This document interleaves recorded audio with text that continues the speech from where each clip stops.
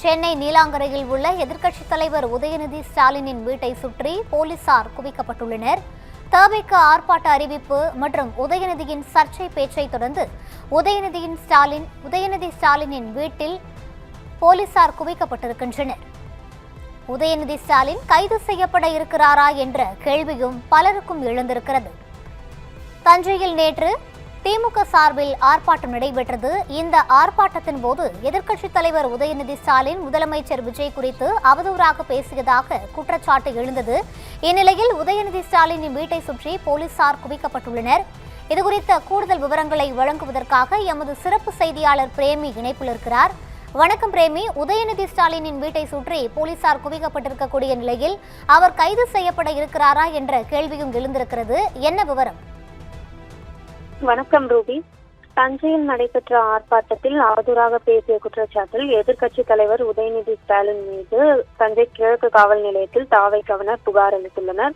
தொடர்ந்து உதயநிதி வீட்டை சுற்றி பலத்த போலீசார் பாதுகாப்பு குவிக்கப்பட்டுள்ளது.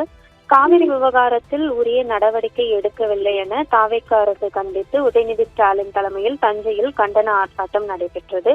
அப்போது கூட்டத்தில் பேசிய எதிர்க்கட்சி தலைவர் உதயநிதி ஸ்டாலின் காவிரியிலிருந்து ஒரு சொட்டு தண்ணீர் கூட வரவில்லை என்றும் முதலமைச்சர் விஜய் திமுக மீது பொய் வழக்கு போடுவதிலேயே கவனமாக இருப்பதாகவும் குற்றம் சாட்டியிருந்தார். தொடர்ந்து முதலமைச்சரை கடுமையாக விமர்சித்தும் பெண்கள் குறித்து இரட்டை அர்த்தத்தில் அவதூறாக பேசியதாகவும் தெரிகிறது. இதை கண்டித்து உதயநிதி ஸ்டாலின் மீது தேசிய மகளிர் ஆணையத்தில் தவிக தரப்பில் புகார் அளிக்கப்பட்டுள்ளது.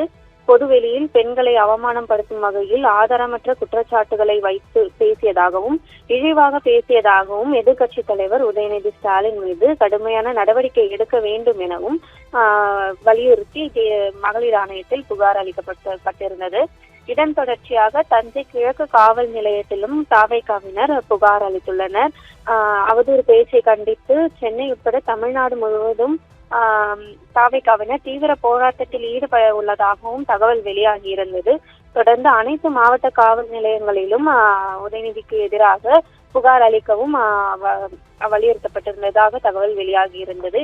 இந்த சூழலில் சென்னை நீலாங்கரையில் உள்ள எதிர்க்கட்சி தலைவர் உதயநிதி ஸ்டாலினின் வீட்டை சுற்றி போலீசார் குவிக்கப்பட்டுள்ளனர். உதயநிதி மீது காவல்துறையில் புகார் அளித்துள்ள நிலையில் இந்த நடவடிக்கை எடுக்கப்பட்டுள்ளதாக கூறப்படுகிறது.